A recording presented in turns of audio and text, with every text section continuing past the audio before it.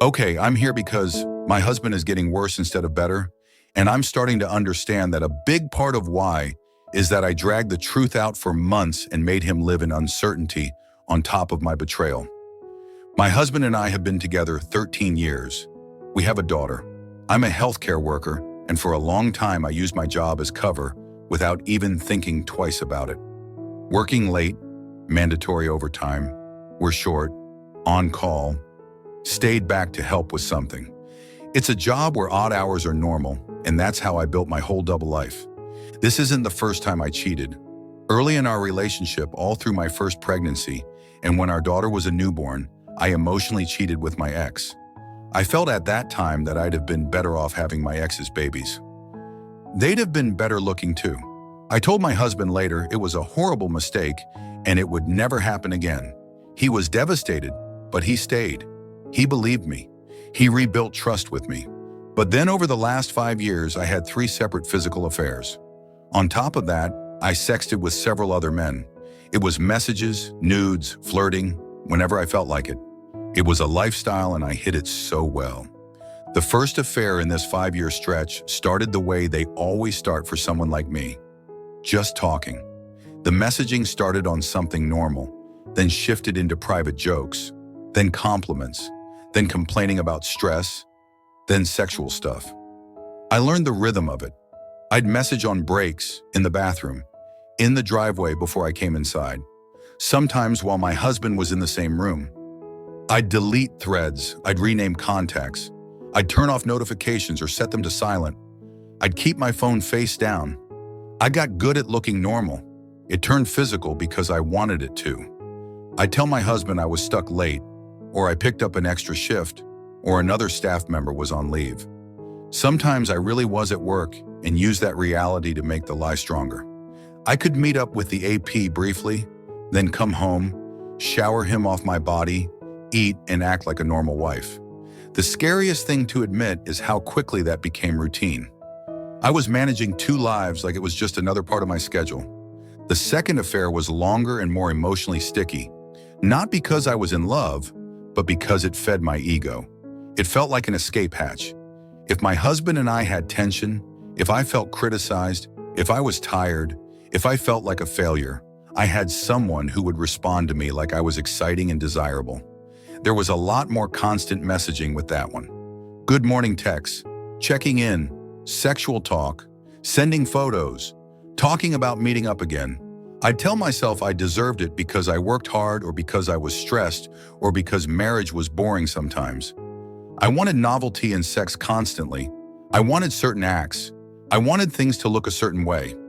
I didn't have the guts to talk to my husband honestly about what I was struggling with or the fact that I trained my brain into needing more stimulation. I just went and found people who were looking for that too. They were starving like me too. Then I came home and acted like my husband was the problem, which is disgusting. The third affair was the worst because it's the one that makes it undeniable that I was willing to risk my husband's life for my impulses. I didn't use condoms, not with any of them. I continued to have unprotected sex with other men years later and come home to my husband like I was safe. When I confessed finally, I couldn't bring myself to face this reality. It made me look like a monster. He asked me if I was worried about pregnancy at any point, and I gave some vague answer, because that's what I do when the truth makes me look as bad as I am. The truth is, I didn't want to think about consequences. I didn't want anything to interrupt what I wanted in the moment. I understand why he says it feels like I didn't care if he lived or died, because my actions say exactly that. On top of the 3 physical affairs, there were other men who were just sexting. Some were men I knew casually, some were people I connected with online.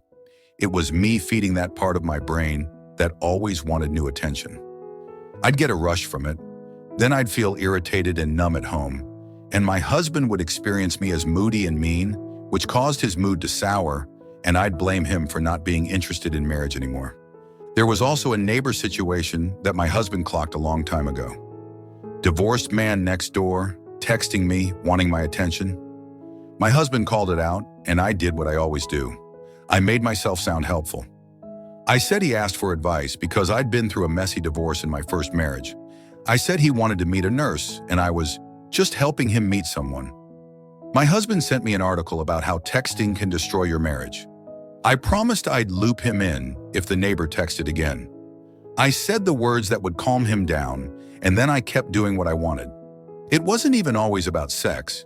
It was the feeling that someone wanted me and I could keep that door open. My husband finally confronted me and I trickle-truthed for months. I admitted pieces at a time, but never about physical stuff. I always kept it limited to emotional parts only. I told him enough to make him stop asking for a day or two, enough to look honest, but not enough to fully destroy the image I was clinging to. I minimized. I used vague language. I said it wasn't that serious when it was serious enough that I was building my life around it. I acted offended at questions. I got defensive. I made him feel crazy for not trusting me while I was actively lying, even after he already had a history with me cheating early in our relationship. Then a week ago, our daughter got into my phone and found the truth. The whole picture, the affairs, the sexting, the level of it. My husband found out from our child. I can't describe how low that makes me feel. I dragged my daughter into my betrayal. I gave her proof that her mom is the kind of woman who can look her family in the eye and lie for years. Now my husband is not healing the way I assumed he would. He's getting worse. He's having panic attacks and triggers. He's told me he has suicidal thoughts. He says he feels like I didn't care whether he lived or died. I keep wanting to believe time will smooth this out, but I'm starting to understand I made it worse by trickle-truthing. I kept his nervous system in a constant state of, what else don't I know, long after the betrayal was already big enough to destroy him.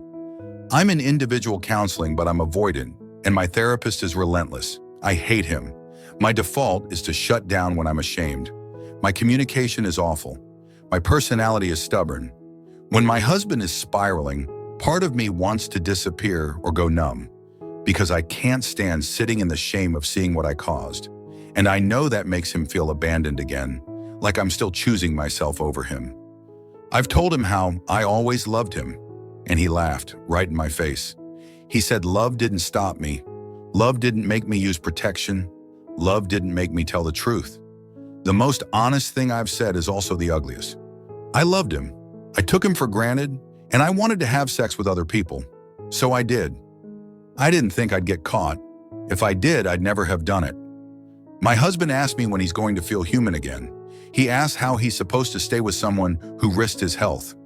He asked how he's supposed to trust anything I say when it took our daughter breaking into my phone for him to get the truth. And I don't have a defense. I don't have a clever explanation. I have actions, and even those feel small compared to the damage. He says he is considering talking to a lawyer tomorrow, and it feels dreadful. I'm here thinking, why does he want to talk to a lawyer? He was supposed to let this slide. This one time, wasn't he? One last time. So why isn't he? Now I'm here, asking anyone who's been through this on the wayward side, how do I stop my life from unraveling? How do I become a safe person when everything about me screams unsafe? How do I stay steady when your spouse is collapsing and it's my fault? When did your spouse ever start trusting again, if they did? How do you stop panicking when they say they don't know if they can stay? I'm just really desperate, and I really do not want to jeopardize my marriage any more than I already have.